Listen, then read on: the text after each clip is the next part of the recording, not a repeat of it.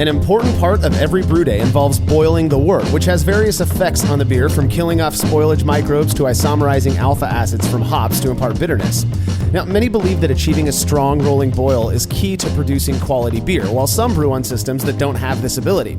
You're listening to the Brewlosophy Podcast. I'm your host, Marshall Schott, and in this episode, contributor Ray Found is with me to talk about boil vigor. Yeah, interestingly, with the crew that we have, I think we have basically all of the different systems in use at one point or another. Right.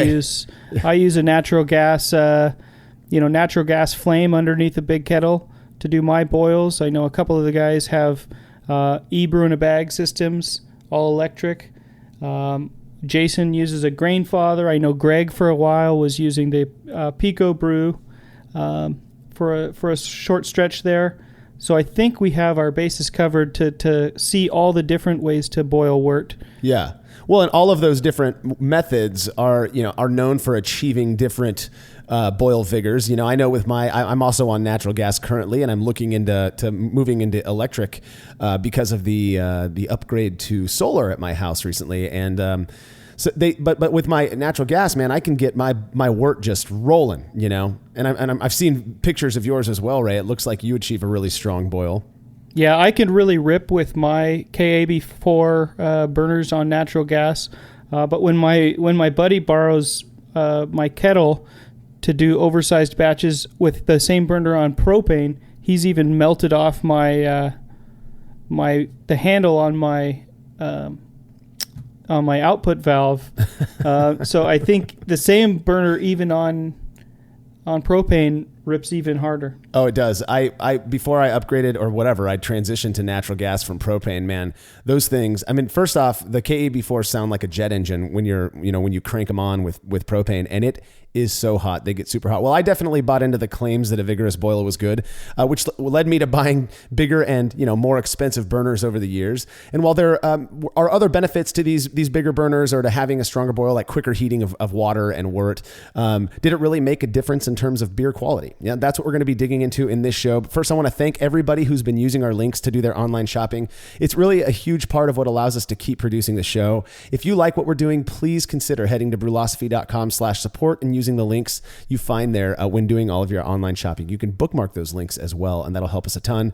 We also offer rewards for your support. Just head over to patreon.com/brewlosophy to learn how you can get rad things like unique discounts at YakimaValleyHops.com, a chance to win a $50 Love to Brew gift certificate every month, and an invitation to a monthly live Q&A with a very special guest just for pledging as little as $1 a month. Our next guest is none other than Brewlosophy's BJCP national judge and all-around cool dude, Malcolm Fraser. He's a really fun guy to talk to. So the list of upcoming guests includes Russian River's Vinny Chilurzo, Seth Klon from Mecca Great Estate Malt, and of course, Dr. Charlie Bamforth from the UC Davis Brewing Program. All of that just for helping us out a little bit. Learn more about becoming a patron over at patreon.com/brewlosophy. The Brewlosophy crew is going to be represented at a few upcoming events we want to let you all know about because we like to meet people and drink beer with cool folks.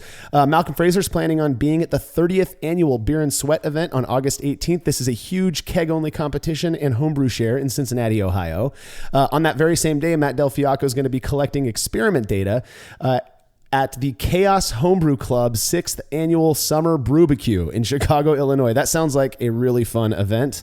And then Brian and I are going to be up in Yakima, Washington toward the end of September for Hop Harvest and to attend the Fresh Hop Ale Festival. That's on September 29th. We'll also be bouncing around the town for a few days, drinking at some rad new breweries like Varietal Beer Company, and probably recording a couple shows while we're up there as well.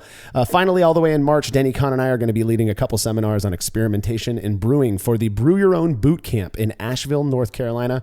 Tickets go fast for this, so make sure to get on it if you plan to attend. All right, if you'd be so kind as to drop us a quick rating and review of this show wherever it is you listen to podcasts, we'd really, really appreciate it. It does not take long, and those ratings help people who haven't heard about the show yet to find it more easily. Okay, feedback this week is brought to you by Brewers Hardware, who specialize in triclover-compatible sanitary fittings, conical fermenters, kettles, and brew stands. Brewers Hardware offers a variety of unique and hard-to-find items for both the home and craft brewing markets, including high-quality stainless fittings at competitive prices and very fast shipping. If you're into electric brewing, you got to check out the BCS 482 control system, which provides everything needed to fully automate your brewery. Learn more at brewershardware.com. And don't forget to mention Brewlosophy at checkout to get a free gift. That's brewershardware.com. All right, this bit of feedback comes from, I'm going to murder this, Martin Paulson, who I believe is from Sweden. Anyways, he says that after listening to episode 43 on astringency, he wanted to share his experience. He says, astringency nearly made me give up on homebrewing. For a long time, all my IPAs, whether low IBU or high IBU, came out with that black tea young wine bitterness that you really feel in your mouth. Then I was homesick for a couple of days and was browsing around homebrewing forums and started to read about water treatment. A few days later, and a lot of reading and YouTubing, I decided to give brewing one last shot. Using the knowledge from people like Palmer, that's John Palmer, I came to the conclusion that my water was perfect for stouts when all I wanted to brew was yellow hoppy IPAs. My water is low on calcium, chlorides, and sulfates and high on residual alkalinity. He says it's about 145 ppm of RA, indicating my mash pH was sky high with the pale malts I was using. The only thing I changed from my last brew session, except for water treatment, was batch sparge instead of fly sparge. I adjusted to a balanced 1-to-1 sulfate to chloride ratio, around 100 ppm each, and adjusted pH to approximately 5.2 to 5.4 using, he put lacrosse. I have to believe he meant lactic acid maybe, unless lacrosse is something I don't know about yet. He says the stoke when I took a sample before kegging was unreal. The astringency was all gone and has never been an issue since. I tweaked too many components to point out one thing that made all the difference, but there is definitely something in water treatment. Martin, that's awesome, man. I know our pH experiments haven't really returned significant results, but perhaps his issue had to do with more than that? Well, we know for a fact, I think, at this point that water chemistry does play a factor in the character of the beer.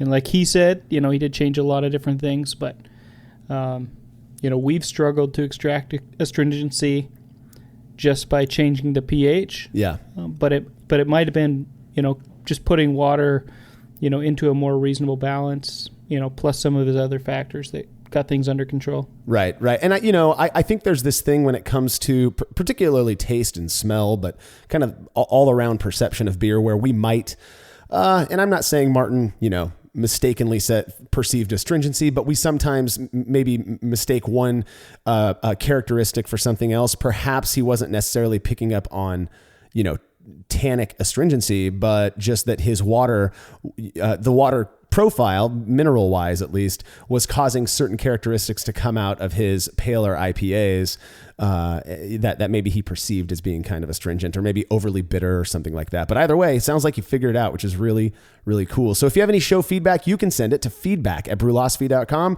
or you can leave us a message by calling 951-444-0320. All right, one very generous homebrewer named Ryan Grote, knowing that I live in an area that doesn't have ample access to Founders Brewing beers, recently sent me a couple bottles of their very famous Kentucky Breakfast Stout, also known as KBS. While I enjoyed one of them on my own, I felt it only right to share the second bottle with my friends. 1 minute beer review with Jersey and Tim. I like beer. But hang on, look at the foam is a little reddish.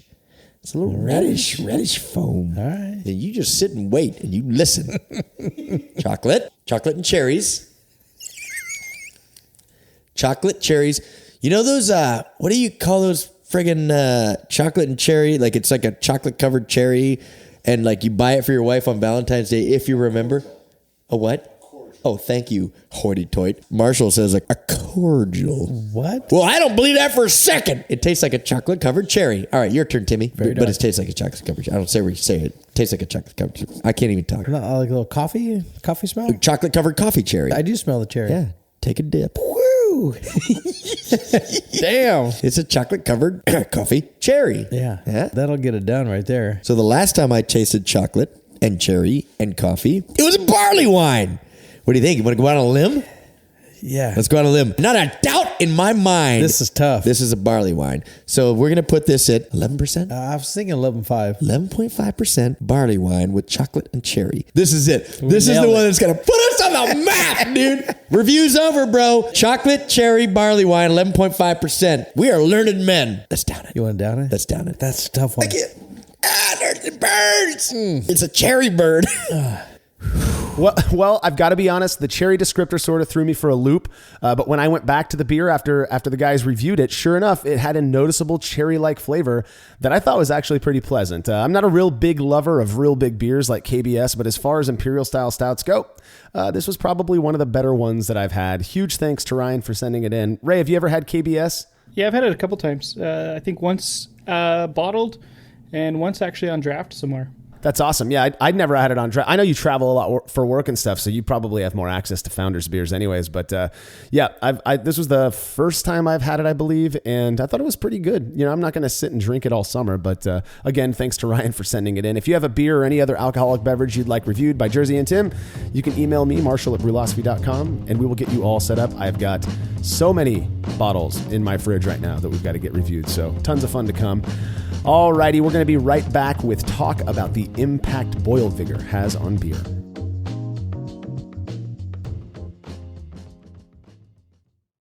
Brewing beer is easy when you have the right tools for the job, which is exactly what Brewer's Friend aims to do. Arm brewers with everything they need to brew their very best every time. Easy to use for beginners with features to please even the most advanced brewers, Brewer's Friend offers a feature-packed state-of-the-art recipe builder as well as a full suite of calculators, an active forum, and an informative blog. And they're currently offering a 10% discount to Brewlosophy podcast listeners. Join the community of brewers who have taken advantage of the resources Brewer's Friend has to offer by signing up at brewersfriend.com today and use code PODCAST for a 10% discount.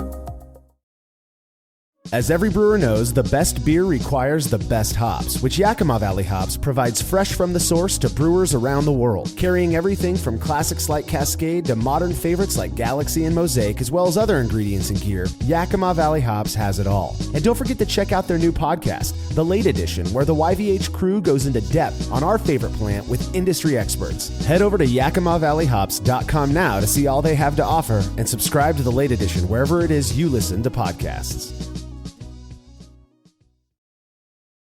After a long brew day, the last thing I want to do is waste more time chilling wort. I've tried so many different options, and ultimately I settled on the super efficient immersion chillers made by Jaded Brewing. With the King Cobra and Hydra, I'm able to chill my entire batch of wort from boiling to just a few degrees above groundwater temperature in as little as 6 minutes. If an immersion chiller is right for your brewery, then do yourself a favor and check out all of the rad options Jaded Brewing has to offer at jadedbrewing.com. And be sure to let them know Brewlosophy sent you. Shopping for brewing supplies online can be a real hassle, which is why we recommend Love to Brew. They've got great prices, super fast shipping, and they carry exclusive products like East Coast Yeast, the Brewer's Essentials brand, and their award-winning beer recipe kits. They're also the only place you can pick up your very own Brewlosophy recipe kit.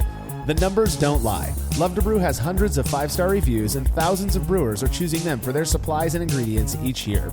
Experience the difference at lovetobrew.com. That's love, the number 2, brew.com.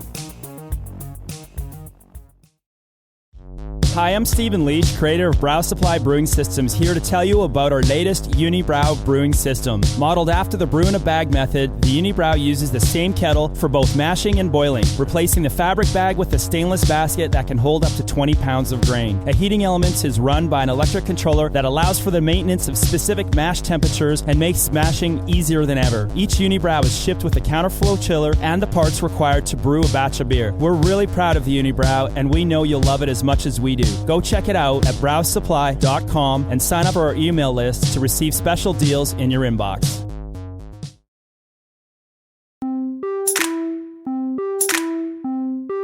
So in brewing, we know that the boil serves several purposes, but it's kind of interesting to think about the history of boiling in general, because at some point in time, you know, brewers of beer or whatever it was they were making, grew it and all that stuff, didn't really have the capacity or maybe even the knowledge to boil their beer. What exactly do we know about the history of boiling? I don't know that there's a good case for the, beginning of the history, but what we do know is that at some point it was realized that by boiling it before fermentation, they could create something that was both a store of their seasonal grain harvests, a way to preserve that carbohydrate long term, but also to make portable drinking, not water, but something portable and safe to drink that they could move with and carry, which in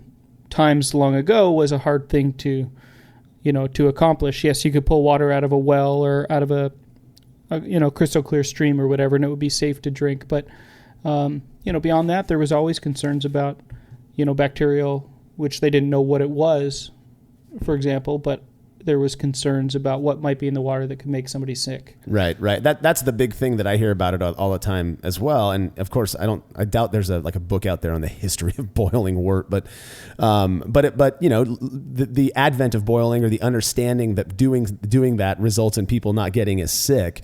It's kind of interesting for me to consider all of the innovation that stems from people trying to stay alive and avoid getting ill, Yeah, in a sense, beer is a part of human evolution just because of that. And it's really interesting to me to think about how, water, especially water with carbohydrate in it, is so challenging to prevent spoilage on, at common temperatures without fermentation. Right. But if you boil it and make it essentially sterile to begin with, and then allow the introduction of acidity and alcohol, even low levels of alcohol, essentially makes it pretty much infinitely shelf stable from a food safety standpoint. Yeah, right. Well, and we know that the boil serves several purposes. Let's talk a little bit about what the boil does, because I think when we're kind of considering it in the context of boil vigor, there are some arguments that different types of boil vigor, or the strength of one's boil, might have an impact on these purposes that the boil serves. Yeah, I think maybe the first and the most obvious one that even a non-brewer would recognize is that it does help concentrate wort, especially if somebody's trying to make a higher gravity beer or something like that. It's right. It's really hard to run off wort out of a mash or something beyond beyond some fairly high gravities. But by boiling, we can concentrate that sugar pretty much as you want to concentrate it as well. I mean, if you know what you're starting your pre-boil volume is, and you have a rough idea of, say, what your boil off rate is going to be, you can hold off on your kettle hop additions until you hit the OG that you're looking for, and then start your regular boil from that point. I mean, it's a pretty you've got a lot of flexibility in terms of that. I guess that lever. Yeah, it certainly is one of the ways that a brewer can, adjust their brew day to, hit their numbers or their recipe or whatever it was that they wanted to do. Yeah. Like say, if you accidentally put an extra gallon of sparge water through or something like that, that's not necessarily the end of the world, because you can just boil another, depending on your system, another extra 45 minutes or something. Right. Before you start with that 60-minute hop addition. Exactly. Well, and in the context of boil vigor, I think it's pretty commonly accepted that the stronger the boil, the more boil off you're going to have, so that wort is going to condense more with the stronger boil, and the less vigorous your boil is, the less condensing that's actually going to occur. Yeah, and that's just simple physics. If you're putting more energy in, for every unit of energy that you're putting into that wort, once it's already at boil temperature, it has to convert water into steam. And that steam carries with it, lower the water, and as that water leaves and you're condensing the wort, you get a higher OG. So that's one of the arguments that I hear from people who, in terms of, maybe not an argument, but a contention that people have about boil vigor, is that you want a nice, strong rolling boil so that you can have, and a predictable boil vigor as well, so that you can have predictable outcomes and you can drive off that steam so that you get the OG that you're looking for. Another purpose of the boil is for the isomerization of alpha acids from hops. Right. And this is, something that does happen across the temperature spectrum, but it's accelerated by boiling temperatures. And it's not clear to me from research if there's, a huge effect of boil vigor on isomerization, but certainly, when we talk about, low temperature whirlpooling and things like that, part of what we're doing is to limit limit the isomerization or slow the isomerization of the alpha acids.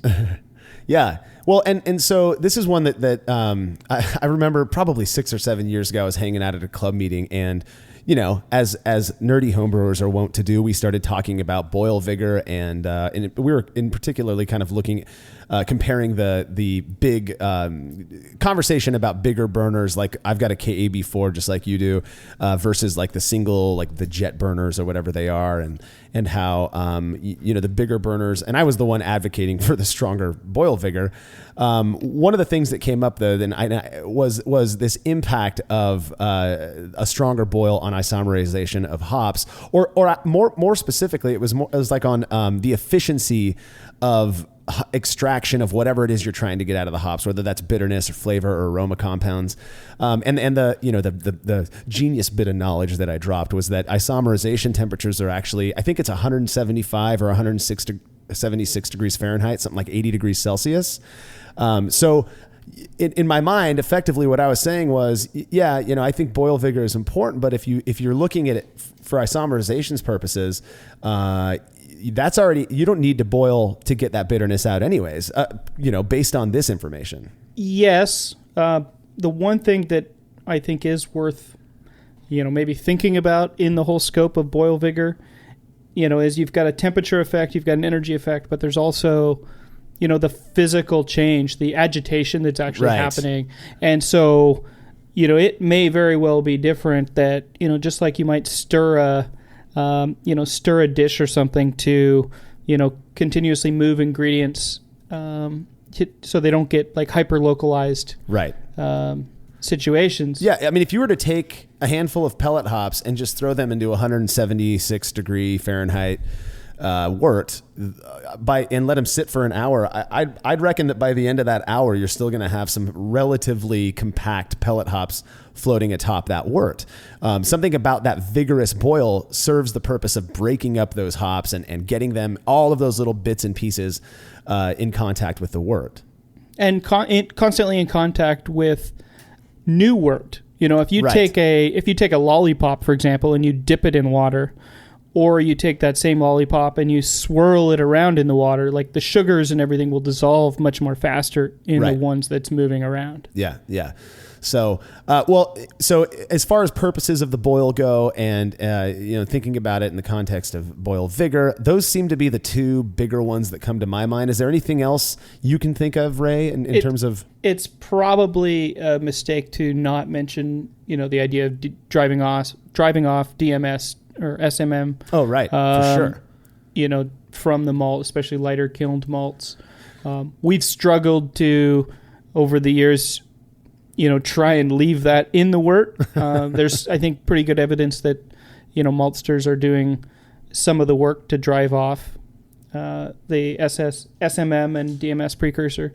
Yeah. But that's certainly, maybe one of the biggest reasons that's advocated for a strong rolling boils of certain durations, lid off boil, things like that. Yeah, no, for sure. And in the same way that you're condensing that wort by driving off water, along with that water ostensibly is going to be dimethyl sulfide or SMM, what the precursor to DMS in essence. And that is easily, you're right. That's the biggest reason that I hear people citing for encouraging a really nice, strong, vigorous boil. Again, I certainly bought into it for a long time. And then in my mind, what is starting to cause people to question whether boil vigor is important or not is what you mentioned earlier, the fact that you've got all of these new, I think most of them are electric, but these new kind of cool brewing systems that are allowing people to brew indoors when it's super cold or super hot outside and all of this. But a lot of them struggle to achieve the type of boil vigor that you and I can very easily get using our big old burners. Without a doubt. I think the thing that got me interested in boil vigor as something to look at initially was the idea that like the pico brew systems, hold wort at something like 205 degrees. Yeah. And never, because they're a closed loop system, they essentially can't boil because, they would expand, it just wouldn't work. Right. But they're still getting the isomerization of alpha acids. They're still getting a sanitized wort. Yeah. In fact, they even use that high temperature water to sanitize the the vessel itself. So yeah, and I, you talk to people who are using the Zymatic or the Pico C or any of those really clever products, and they'll tell you that they're making great beers. I mean, I see Facebook posts about their Pico brewed beers all the time. Which I think is pretty incredible considering what we've all been kind of led to believe about how important a strong boil is. With other products like the Grainfather, I was talking to Jason about this recently. There are like off-market products that are used with Grainfathers, at least here in America where we're on 120, in order to achieve a stronger boil, and yet I know Jason hasn't done that. I don't know if he does it regularly at all, in fact, and he's producing beers that he says are absolutely fantastic. They're not coming up to this super strong boil, again, like I was convinced was required to make good beer. So all of that really just kind of threw into the air this idea that you have to have a super vigorous boil for me. I think there's we're not throwing stones, heated stones in the kettles anymore. Maybe we should be, though, maybe that's the next way to test it. But... but we still are definitely taking it to a boil. Is still something that everybody I think is trying to achieve, right? One way or another. Maybe with like you say, the exception of the Pico Brew guys. But yeah, it's hard to say what of those impacts. A lot of the things we're talking about aren't specifically about water. When we talk about the boil, it's actually the water that we're boiling. SMM and DMS, they have different volatilization temperatures.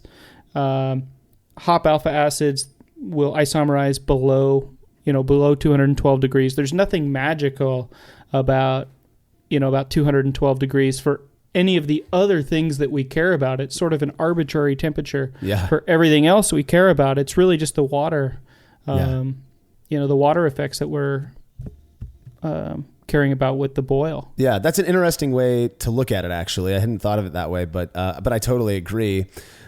We've talked a little bit about the conventional ideas as to why a nice strong boil, at least in the past, has been argued for being better practice or best practice. But maybe what we can do is talk about some of the more practical pros and cons to higher and lower vigorous boils. The first thing that comes to my mind as somebody who uses or who used to use propane, and I think the majority of homebrewers who are brewing out in their garages and whatnot are still using propane.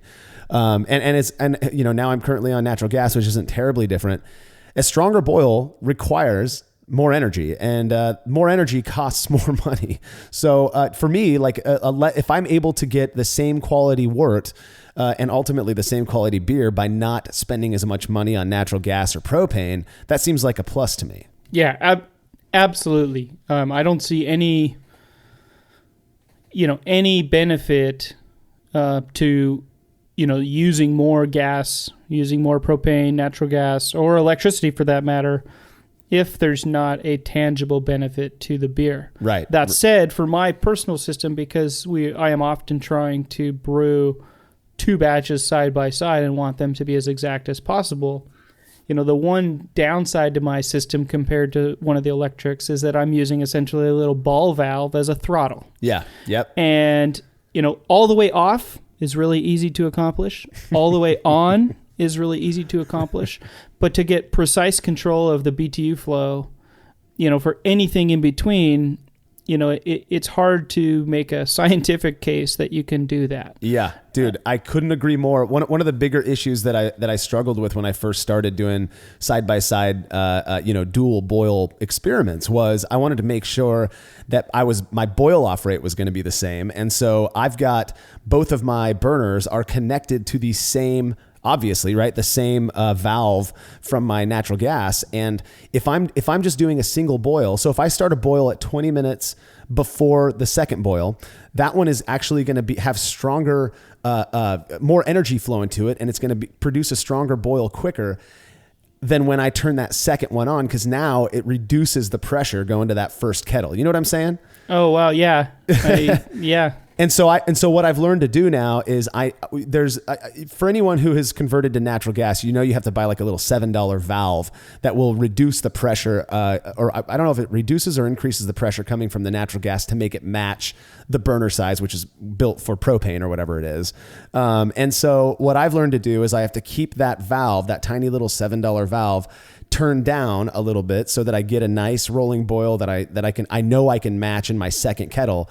And then when I hit the flame on the second burner, I have to crank both of them all the way up, and that maintains that level of boil vigor. But it's a guess. I'm throwing darts at this point. Yeah, my solution, which I hadn't even quite frankly considered, the drop in pressure, and maybe I'm just not experiencing it on the way my gas is plumbed or whatever, because right. I'm pulling directly off the valve. Separately, they're not flowing through a valve. Oh, okay. So they're each getting a full half-inch gas supply. Oh, right. But my solution, and the reason I even ever started, even ever did an experiment on this, was I wanted to just buy bigger kettles and run wide open on the burners the whole time, because I know that, that way it's the same. Yeah. And that was just my simple, idiot version solution to making them the same. Yeah. Well, and it works for you, right? I mean, that's I seem to consistently get about 2.6 gallons an hour boil off on, roughly 11-gallon batches. God, 2.6. I feel like my boil off is way less than that. Probably about 1.25 gallon per hour, and which I know that has to do with like humidity and all that stuff, right? The environment you're brewing in or boiling in. Yeah, that seems to matter. That's one thing that I don't have a very good, scientific understanding of why that would matter. Because in my mind, I'm thinking, BTUs in equals steam out. Yeah. But like you say, you are throttling down too. That's true. Yeah. And I don't, the only time they go full throttle is if I'm just doing a single boil experiment. So let's say I'm splitting for an experiment, I'm splitting the wort post boil, something like that. But my boil off remains about the same. That's one of the other things, I guess. I don't know if you'd call it a pro or a con, but the stronger the vigor, the more you are going to drive boil off rate and condense that wort a little bit. So I guess I would call for my brewing, and in my perspective, I would say that the one downside to a less vigorous boil is that I have to know my mash efficiency is going to get me to that OG that I want it to be at.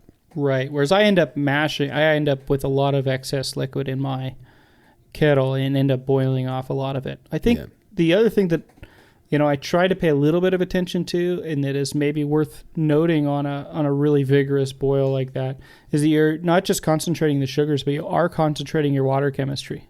Oh, While right. your ratios will stay the same, the actual total ion count will change. Yeah. Well, and making whatever impact those mineral additions had or will have on your beer even more noticeable, I guess. So potentially, yeah. Yeah, that's good. Well, we've been very curious, obviously, about the impact the boil vigor has on beer, and we've done a couple really interesting experiments. I think Ray, you did one, and Matt did one. When we get back from this short break, we're going to be discussing the results of these experiments that we've done on boil vigor. Stick around.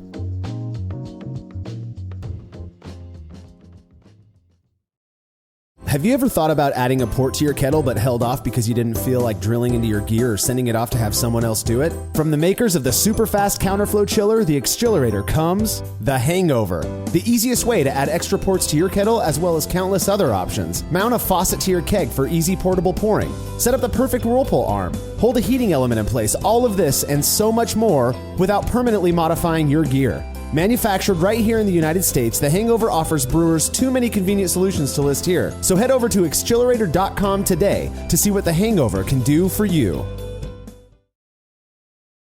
Family-owned Atlantic Brew Supply is the largest homebrew shop in the Southeast. No gimmicks, no multinational corporate overlords, and no BS. They offer exclusive malts, yeast, and more from local artisans, as well as award-winning recipe kits. They also sell professional brewing gear and cask equipment from sister companies ABS Commercial and Cask Supply. Most ingredients are available by the ounce, plus Atlantic Brew Supply has an on-site calculator to help you craft your best brew. Orders are processed same day, and 2-day shipping is guaranteed for East Coast customers. Get 15% off your first order using promo code BREWPOD. That's BRUPOD at AtlanticBrewSupply.com. When dumping wort-soaked grain in leftover low-gravity wort while cleaning up after a brew day, did you ever wonder what your true efficiency would be if that wort made its way to the kettle instead?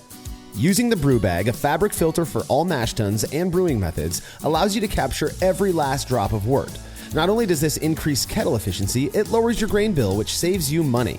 Throwing wort in the trash is like dumping a 12-pack down the drain and just doesn't make sense. Use the brew bag and leave no wort behind. I've been using these filters for a long time and recommend them to everyone. I never have to worry about a stuck sparge, and cleanup is fast and easy. Go grab yourself a brew bag fabric filter at brewinabag.com and be sure to use code TBP17 at checkout to get a discount on your order.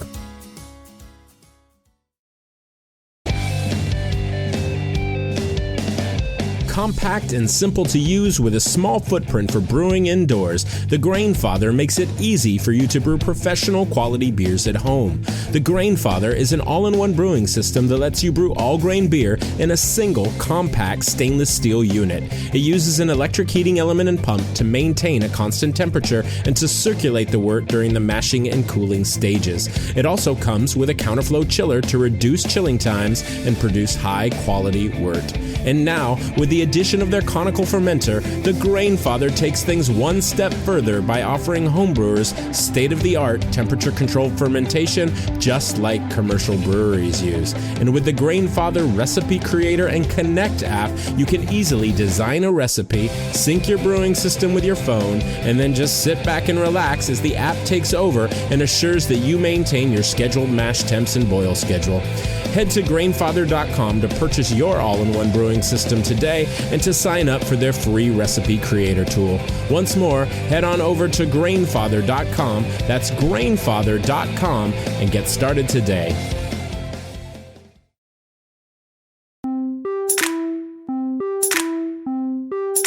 Curious about the actual effect the vigor of one's boil has on beer quality? We put it to the test. Yeah, shortly after I upgraded to bigger kettles, I wanted to make a big batch of American Amber Ale that I just absolutely love. Pinch of pale chocolate for me is the secret to a great amber ale. Mm-hmm. And we put it, I put it to the test. This is kind of help dial in my system with the bigger kettles. And if I'm not mistaken, this was we had been talking with Greg. He got a Zymatic.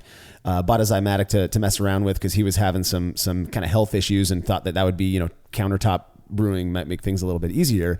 And it kind of inspired some conversation about this whole boil thing as well. And then you upgraded your kettles and we kind of just figured, let's test it out. Yeah. And it was just something that, I wanted to sort of make sure before like I say, my idiot's idea on how to keep them even was to just let her rip and go full steam ahead the whole boil. Yeah. But I'd heard a little bit about the idea of thermal stress on beer, which I didn't quite understand and maybe still don't.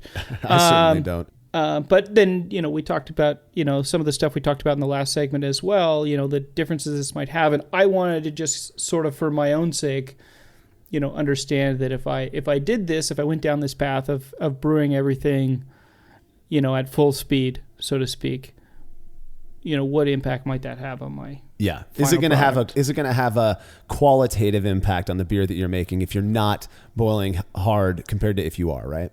Yeah, I mean, I'm interested in I want to do good experimental controls and things like that. But at the end of the day, if one of the things I do for the sake of experimental control makes every beer I make worse, I'm not interested. I'll find another solution. Yeah. See, I'm more dedicated. I'm just cool with making shit beer just for the sake of the experiment. So yeah, it's you're more dedicated. I think we can let that stand. Yeah, I hear you. Well, tell us a little bit about how you designed this and also about the beer that you brewed. I know it's become one that a lot of people out there are making now and seem to really enjoy. Yeah, this is, I called it Make America Amber Again back when that was supposed to be a joke. I struggled for a long time to make a really terrific amber ale. Most of the ones on the market are just slightly not what I want, either too harshly bitter or too sweet, cloying. Whereas I want, the way I talk about this beer is like, this is a beer that I want to drink out of a big ass pint glass. Yeah. And just drink it and then drink another one. And it's super, super crushable. It's not high alcohol. It's in that, low to mid 5% range. It's, fairly balanced. I hate that term for beer, but it's neither bitter nor sweet. It's really kind of neutral in that sense. It's about 12% crystal malt, and it's all low crystal. It's all 40 and 15. And it's got some Munich and pale ale malt. But for me, the secret of this beer is having that like 3% pale chocolate balanced against the like Cascade, Amarillo, and Centennial hops that are all sort of like a flavor addition at 15 minutes. And it's making my mouth water just thinking about it, dude. It's just super good. It's got a great little toasty backbone with the pale chocolate malt. And it comes off with just a really, really nice balance. I've had several people around me all brew it, and it seems to enter everybody's sort of like staple of house beers in one way or another. I think Jake has probably made it at this point like twice as many times as I have. Yeah, he loves it. Well, for anyone listening who wants to brew this beer, we're talking about it a lot because it's a very delicious beer. You can go check out this article at brewlosophy.com. Just search for Boil Vigor, and that recipe is in the article. So let's get back to the experiment. How'd you design this one? Yeah, so I didn't want to introduce anything that might happen in the mash as a variable. So I did one big mash like it was going to be a 12-gallon batch. Laudered it out into a single kettle, stirred it to homogenize, and then used the magical power of gravity to transfer kettle to kettle, through the bottom valve to get the same amount of starting liquid. And then I started them off with brought them both to a boil, sort of as quickly as I could, kind of at full throttle. And then as soon as they got close to a boil, the one got reduced to the tiniest hint of a simmer. Yeah. And then the other one boiled, very vigorously. There's a little YouTube video inserted in, 9-second YouTube video there in the middle of the article that sort of gives an example, but one is really a ripping boil. You can almost not see it because of how much steam is being liberated out of the kettle. And then the other one is sort of sad and pathetic, little tiny bubbles in the middle of the kettle. Which is a pretty common thing that I see asked about. People will post photos of, in forums and whatnot, of their Boil Vigor asking, is this good enough? This is the best I can get with whatever burner, or people who are using, for example, their kitchen stove. Those don't apply or provide the amount of energy that a Bayou KAB4 or big old strong Blickman burner does. Yeah, that's how I started brewing. I brewed essentially the same system I have now, the same process I have now, but in the kitchen, and I had to put my 8-gallon at the time more beer kettle, over, you could kind of get over the one big burner in the front and then like halfway on a smaller burner at the back. Right. To just get as much as I could out of it. And it kind of worked, but you didn't get a really vigorous boil, and it took a long time to get there. Right. So that was one of the things, one of the parts of this that I was interested in, is that you were basically testing out what a lot of people, it's all they can accomplish. So, well, tell us about the OG. I mean, they were different at the end of the boil, right? Yeah. So, at the end of the boil, one of the things I love about my SS kettles, and I think pretty much all of the nicer new kettles now have the etched volume markings in. So it's super easy just to look in and at a quick glance see how much more boil off the one had than the other. Right. And I found that the gently simmered beer was, or wort still at this point, was about 1.25 gallons low. So it boiled off about 1 gallon, or just a little over 1 gallon in the hour, whereas the hard boil version, it boiled off, in around 2.5 gallons. That's a pretty surprising difference to me. I mean, I understand the physics. The basic physics behind why that would occur, but I would not have, I didn't expect it to be that big of a difference. I mean, over 1 gallon of wort difference. Yeah, and like you say, we have a decision to make at that point. Do I roll with it and say, hey, one's more concentrated than the other, Right. and that's one of the effects of boiling is kettle concentration. Right. My opinion, on this first take was, if we did that and found the beers to be notably different, it'd be pretty easy to say, well, yeah, obviously they're different. They were 12 gravity points or whatever it was. Yeah. Different. They're substantially different in gravity. So what I did was I used store-bought distilled water, so as not to impart any more water chemistry, because we have, all of the water chemicals hypothetically are still in there. Right. They didn't evaporate out. That's why distillation works. So I added distilled water back in to bring them to the same volume, which, again, because math works, also was the same gravity. Yep. And based on the photos and the hydrometer measurements that you took, they were the exact same OG once you added back that distilled water. Yeah, they were, at least within the margin of error of reading, one of those hydrometers. Right. You pitched some yeast, you let these things ferment out, you kegged them up, carbonated them the exact same, and then you presented them to tasters. Yeah, and one of the things I think was, before we move on to the tasting, one of the things I think was interesting, I wondered if maybe, there would be some caramelization or anything like that. Some people do talk about like Maillard reactions, caramelization, things like that happening in the boil. That's very, it's questionable in terms of the science if it's even possible to hit the temperatures required for those processes to take place. But one of the hypotheses there is that there might be some, localized superheating right on the bottom of the kettle or something like that. That's what I've heard. Yeah. Hypothetically, if you had more caramelized wort, it might not be as fermentable. But at the end of the day, we went through the fermentation, and they were, right on the money, exactly the same. Yeah. Final gravity. So, we saw that pretty well documented there. We served it to 21 people, 12 of which would have need to got it right, and only 11 picked the odd beer out, which is just a little less than half. Yeah. And that suggests, that, what we can extrapolate from these results is, at least in this very experiment, that tasters were unable to reliably distinguish basically a low boiled or a not so vigorously boiled beer from one that was boiled with more vigor when the OG was adjusted to be the same.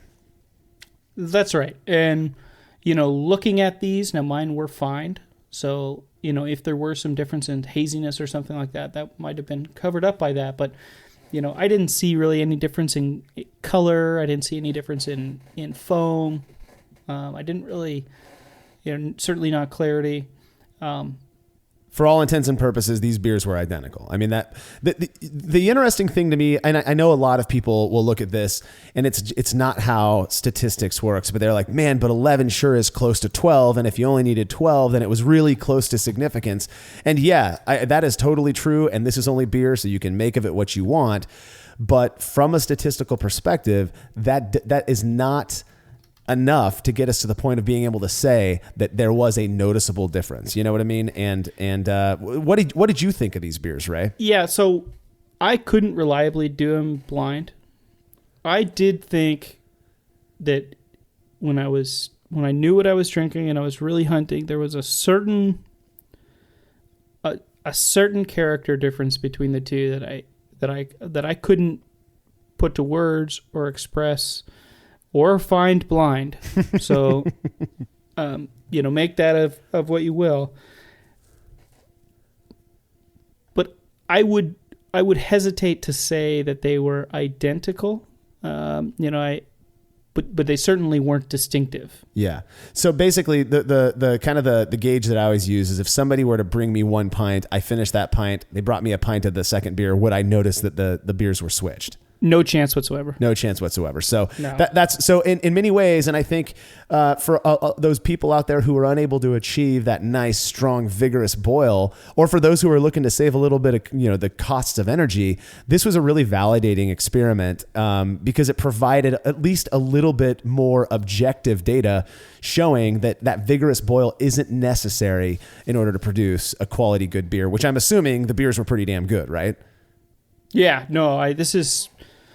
Of all the beers that I make, this is, my one where I would say, like, I like mine better than any I've had elsewhere. Yeah. And I love my IPA. I love a lot of the beers I make, but, I can almost always go pinpoint, well, like if I have the XYZ beer, super, super fresh, it's just as good or better than when I make it home. Right. And this is the one beer that, again, for my personal preference, is the best version of that style of beer that I've had. Right. And you would notice, or, it would seem that you would notice if there was some sort of a detriment caused by the variable that you were testing out, and you didn't really pick one up in this one. Again, I think it's really validating, and it kind of leaves, the brewer to decide how vigorous they want to boil their wort based on other stuff that may not necessarily be beer quality related. I think that's really cool. Well, we were talking about the Zymatic and the Pico Brew, and I think there are a few other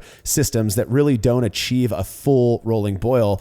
The Zymatic and the Pico products are really the ones known for not achieving a boil at all. They bring up the wort to like 205 degrees Fahrenheit, which I'm not sure what that is in Celsius, but it's not a rolling boil. And so we decided to put that one to the test, kind of taking it to this extreme. So a genuinely no boiled beer versus a boiled beer. But before we get to that experiment, I want to remind everyone about our awesome sponsors, Imperial Yeast, who are providing brewers with the finest quality yeast on the market, packing 200 billion cells into each pitch-right pouch. Brewers are ensured a quick and healthy fermentation with a wide range of ale and lager strains, as well as some funkier stuff. Imperial Yeast is sure to have what you need to turn your wort into delicious beer. Please go check them out. They are some of the coolest people you'll meet in brewing. They love home brewers as much as they do pro brewers. You can see everything they have to offer at imperialyeast.com today. And most of their product can be purchased at More Beer and Great Fermentations, which we have links to on the website. Again, that's imperialyeast.com. All right, so contributor Matt Del Fiacco is the one that we sort of assigned, I guess, to do this no boil versus boil experiment. One of the reasons is because he uses a unibrow system, which is an electric system which gives him a lot of control over the temperature of the wort that's sitting in his kettle. Yeah, Matt, I think did as well as anybody could to replicate sort of what's happening inside a Zymatic. Right. When he's using an eBrew in a bag system, and he held one wort instead of at boiling temperature for the 60 minutes. He held it at 93 degrees Celsius or 200 Fahrenheit. So notably lower, than a sea level boil. He was also using sort of an amber-colored beer. It was used Scottish ale yeast. Yeah, he went with a Scottish heavy on this one that was a 90% Maris Otter Propino blend. I think that's a Mutton's grain that is getting a lot of attention lately. Matt loves the stuff. He also used 4% Munich, 4% roasted barley, and 2% medium UK crystal. So his idea with a Scottish heavy, one of the things that we talked about was if indeed that a boil is required to really drive off these off flavor compounds like DMS and whatnot, that this style of beer would essentially be a good one to test, because you'd sort of notice a Scottish heavy isn't a terribly characterful beer. It's just a nice, kind of amber style Scottish beer. So that's what he went with on that one. And we did a few things differently in this experiment than we did with Ray's. We talked a little bit about how you, Ray, added back some distilled water to ensure that the same OG was met. Well, we were curious, kind of looking at it as a function of the variable. We were curious what if tasters would be able to taste a difference, even if the OGs were a little bit different, based again on whether the wort was boiled vigorously or not boiled at all. Yeah, so I think there's a couple things to note there. Number one is that Matt's electric system just simply does not boil as vigorous as mine is. So the OG differences, the volume differences, won't be as magnified as they were on my system to begin with.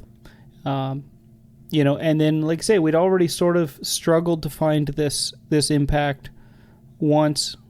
When we do add back the volume of water, we wanted to kind of try it the other way. Yeah. The other way this time. And he started actually with 2 separate mashes. But since he's mashing in that vessel, he's got, perfection in terms of control of the mash, the volumes, the temperatures of them are, right to the degree exactly the same. Yeah. Yeah. I get jealous every time I see Matt brew. Yeah, the electric system, like the controls are just incredible. It's so cool. I just love that kind of neurotic control. But yeah, so he brewed up these beers, and at the end of it's kind of funny for me to think about. Like, when do you start the 60-minute timer when you're doing a no boil? It's like, oh, the wort's finally hot. I guess it just reached 205 degrees or whatever it was, 93 degrees Celsius. I guess I'm going to start the timer and start making some hop additions. Yeah, I mean, it's somewhat arbitrary, I guess, at that point. But just like a boil, he started it when it did reach his hold temperature. Just happens to be below a boil. He went through the whole process, and at the end, he did see what we expect to see by the math, that the boiled beer did drive off more water. Mm-hmm. Maybe not as much. It drove off about 12% of the liquid, leading to a 5-point gravity difference. So 1035 OG versus 1040 OG. Which in and of itself, I think would cause a lot of people to think, well, people are going to taste the difference just based on that, which may be true, though we've done other experiments in the past that seem to suggest OG differences don't have that huge of a noticeable impact on flavor and aroma. Yeah, I mean, we've found it harder than I think any of us expected to tell the difference between, a few gravity points, on either end, finished or original. Yeah, definitely. Interestingly, one of the things that did happen was it did ferment out a little drier with the no boil. So it got to 1008, which again makes sense. It was a lower gravity beer to begin with. Exactly. It finished lower versus 1010 on the boiled version. And just to mention, when Matt fermented these, he did rack, even though there was more wort left over in the no boil kettle, he racked the identical volumes to his fermenters just to ensure there was no differences caused by the volumetric differences in the fermentation vessels. And so he took care of that. Once the beers were done, he carbonated them up and served them to 21 participants, out of which 12 would be required to identify the unique sample in order for us to say that it was a significant finding. Yeah, so 12 would have been required to reach statistical significance. And actually, that's what he got. He got 12, which is a p-value of 0.021, which indicates that his participant panel were able to reliably distinguish the two beers. Yeah. So in this scenario, again, with a Scottish heavy, that where the no boil wort was not, treated with distilled water to match the OG of the boiled beer, tasters were indeed capable of distinguishing the difference between the beers. I hate the question, and I think I've come known for not liking the preference question, but I do think it's kind of interesting to look at in situations like this. So of the 12 participants who made the accurate selection on the triangle test, 8 of them reported preferring the beer where the wort was boiled. So 8 out of 12, that's a pretty big number, well more than half. 2 said they liked the no boil beer more, and 1 person had no preference, despite saying that they noticed the difference between the beers. 1 person admitted to not even noticing a difference. So 8 out of 12 people, though, liked the beer that was boiled more, which is interesting to me. Yeah, I mean, I think that's interesting. One of the things I think that I've seen, very non-scientifically, obviously, but if I have 2 beers that are, very similar or the same, but one is, a little bit bigger, a little bit more flavor, as might be the case with, 5 points higher OG, a little bit more alcohol. In that case, when sampled side by side, I find that tasters often choose the slightly bigger one as a preference. Sure. Even if they're below the threshold level of of can they pick them out in a triangle or something like that. Yeah. One of the thoughts that I had as well, I mean, I think the obvious thing that people are going to kind of use to justify this result is, well, obviously the OGs were different. And while, like I mentioned before, in the past, we've had experiments where that OG difference doesn't seem to produce a noticeable difference in the beer quality. One of the things that comes to my mind is the fact that boiling wort is kind of routine practice. And I think we have a tendency, especially when we're tasting things blind, to kind of prefer those things that are familiar. And perhaps there was kind of a familiarity with the boiled wort beer that as compared to the no boiled wort beer. I don't know. Yeah. I mean, interestingly, Matt himself didn't actually find them to be particularly different. Yeah. He told me they tasted identical to him. So, for all of this hand bringing that we're doing right now, the two beers were very similar, but I think we can conclude from the data not identical. Yeah, I think so too. And who knows if those differences would have been noticed had, for example, more pale malt been used or base malt been used to up the OG of the no boil wort, which is what I believe. I think that's what these less strong boil systems kind of do, is they set their efficiencies slightly lower because their boil off rate is just simply going to be lower. And that's going to bring up that OG so that you can more predictably hit the numbers that you're looking for. And that may very well, close the gap on those differences between the beers. I've had some beers made using these different systems. Some have been good, some have been bad, but that's the case for pretty much all homebrew in my experience.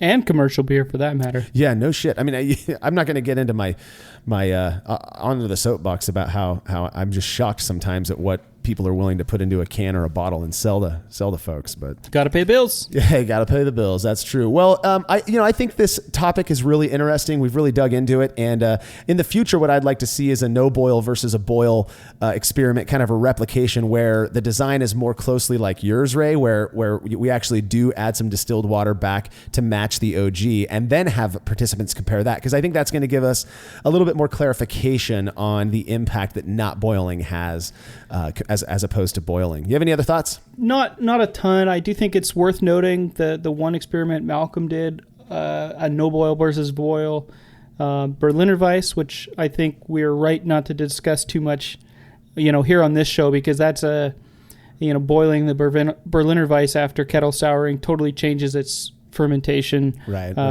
Its fermentation makeup. It's essentially a mixed culture versus a pure strain. Yeah. After that, so I think that it doesn't really belong here in terms of boiling's direct impact, but these other two are, and I would like to see us try sort of a blending of the two. Yeah. A boil versus no boil, but with volume and gravity equalization. Yeah, definitely. Control for those two variables or those two aspects, and see if that perceptible difference remains. Well, where do you stand? Are you still a vigorous boiler, or have you toned down the energy that you use when you're boiling your wort? When I'm boiling just a batch for myself, I throttle it down to just sort of a medium boil, enough to keep stuff moving around, but not much more than that. And then, when I'm brewing a do boil batch for an experiment or something like that, I do stick with the wide open throttle, let it rip, and make sure I have enough volume to start. Yep. I'm in the same exact boat. I tend to try to keep. I already mentioned the kind of tactic I take, which is to start one of my kettles at about half throttle on the small valve that I've got on there till it reaches. Well, I'll go full throttle till it reaches a boil, and then I kind of move things around from there. But I've certainly my conviction that a very strong rolling boil was required to make good beer has been obliterated. I'm pretty convinced, in fact, that is not true at all. That's my belief. I'll admit, an opinion that I hold. But I still tend to boil relatively strongly, and I just think a part of it is because it's easier on my system. That said, when I do ultimately upgrade or move into electric brewing, which I think is going to happen sooner than later at this point, because why not with solar? I'm over generating power at this point. I'm not going to be terribly concerned if my boil isn't as strong as it is now, and that's kind of where I stand at this point. Yeah, I mean, on electric, one of the things that's nice is you can control the exact wattage. Yeah, exactly. The throttle effect is completely solved with the electric systems in a way that it just frankly isn't on my natural gas system, or yours for that matter. Yep, absolutely. And for those of you out there who are, I think we say this a lot, but who are using systems that don't boil at all or that boil really slow, if you're making beer that you enjoy, that's the point. So keep on doing it. Nothing to worry about because of a little bit of experiment data. That's how I like to think about it. Thank you for listening. You can always read about the experimental stuff that we're up to over at brewlosophy.com. The Brewlosophy podcast is made possible by the generous support of our sponsors as well as all of our rad listeners. We seriously could not do this without you. Cheers to everyone who has subscribed and left a review of our show. It makes a huge difference. If you haven't yet, please consider doing so. Head over to brewlosophy.com/support to view a list of ways you can easily help us to continue producing this podcast. If you want a reward for your support, visit patreon.com/brewlosophy. Thanks again for listening. We'll be back next week with another episode of the Brewlosophy podcast. Until then, think beer. Start off the morning with some hot tea, lemon and honey cause it suits my bro. Put some herb in the bowl, yeah, it's homegrown. Ain't gotta go through the middleman no more.